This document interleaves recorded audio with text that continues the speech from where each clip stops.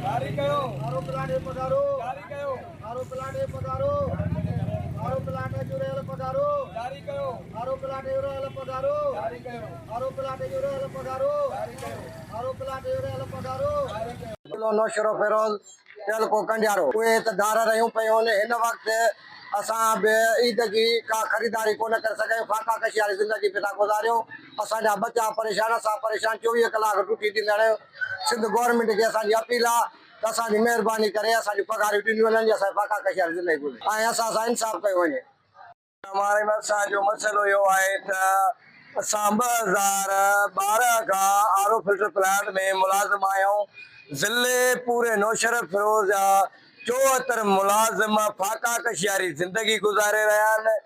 असांजूं 25,000 रिलीज़ पघारियूं हुयूं कुझु महीना ॾिनो, उन खां पोइ 18 महीननि जूं पघारियूं रहियूं पियूं आहिनि। जेके ट्रेज़रीअ वारा, फाइनेंस वारा, मलिक साहब आहे, सोहेल मिनिस्टर साहब आहे, जेका असांजी रहियल पघारियूं 18 महीने खां ऐं जारी कयो वियो आहे लेटर।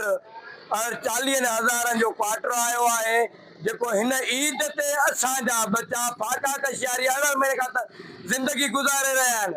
खुदा जे वास्ते आख़िर को असांजो ॿुधण वारो मुस्लमान आहियूं। मुस्लमान पाकिस्तान में रहियो। ज़िले नौशहर जो को MP MLA को ऑफिसर आहे, बस वारनि खां सैद मुरादली शाह साहब खां, बिलाल साहब खां, फरियाद टालपुर साहब खां, ज़ियासिन रजार साहब खां असां हथ ॿधी अर्ज़ु था कयूं त महिरबानी करे असांजो 18 महीननि जूं रहियल पघारियूं ऐं हिन ईद ते जेको क्वार्टर आयो आहे फाइनेंस डिपार्टमेंट वारनि जेका असां सां बदतमीज़ी कई आहे, या असां हुन दर ते वञूं त बाबा हीउ क्वार्टर आहे, हीउ ऑर्डर आहे, असांजी पघारियूं कयो, हुननि असांखे तमामु घणी बदतमीज़ी कई आहे। हुनजी असां मज़म्मत था करियूं ऐं असांजी रहियल पघारियूं 18 महीननि जूं ॾिनियूं वञनि, जीअं असां पंहिंजी 40,000 जी पघार रहियलूं आहिनि 18 महीननि जूं।